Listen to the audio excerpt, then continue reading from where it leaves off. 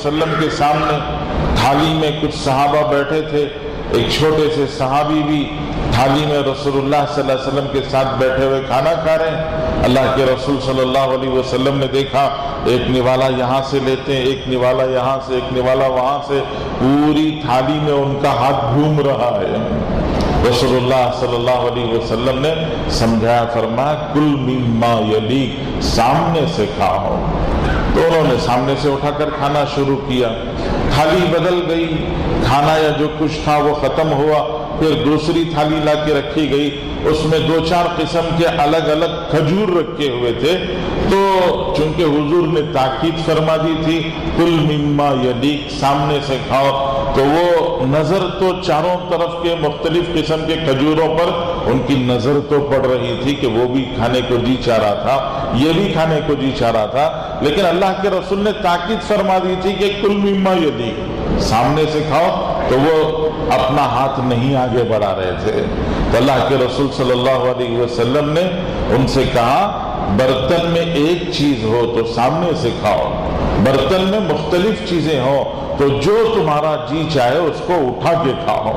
तो खाने का तरीका भी अल्लाह के नबी हजरत रसूलुल्लाह सल्लल्लाहु अलैहि वसल्लम ने सिखाया है।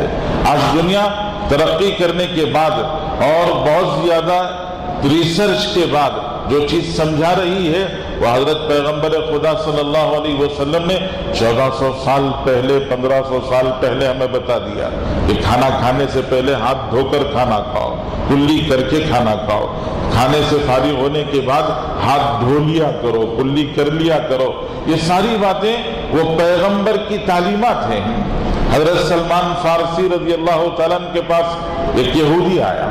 उस यहूदी ने हजरत सलमान फारसी से तंज के तौर पर ताना देते हुए, तंज करते हुए उसने हजरत सलमान फारसी से कहा, तुम्हारे नबी भी बड़े अजीब हैं, तुम्हारे नबी मस्जिद में बैठकर पाखाना करने, बैतुल खला को जाने का तरीका सिखाते हैं, ये भी कोई चीज सिखाने की है?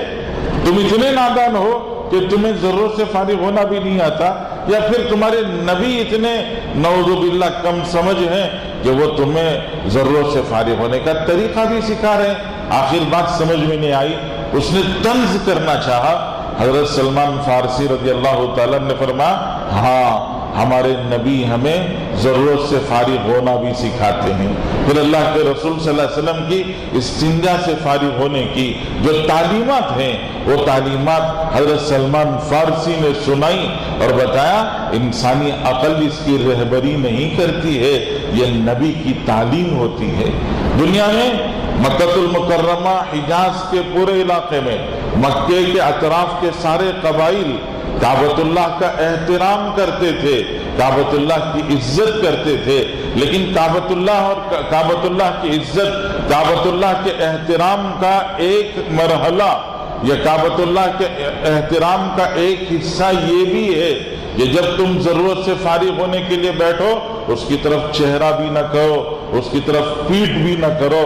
ये इंसानी समझ में नहीं आता था।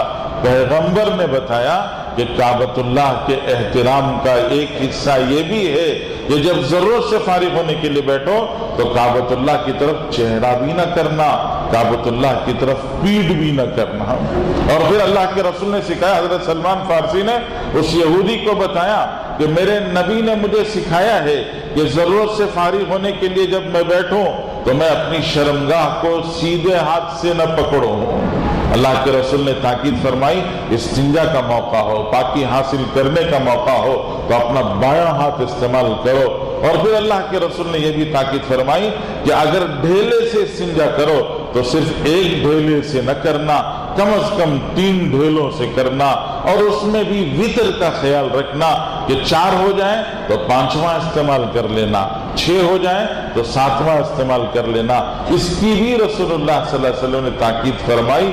ये सारी बातें हजरत सलमान फारसी ने उस यहूदी को सुना के हजरत सलमान फारसी ने बताया, ये इंसानी अकल रहबरी नहीं करती है, ये तो नबी की तालीम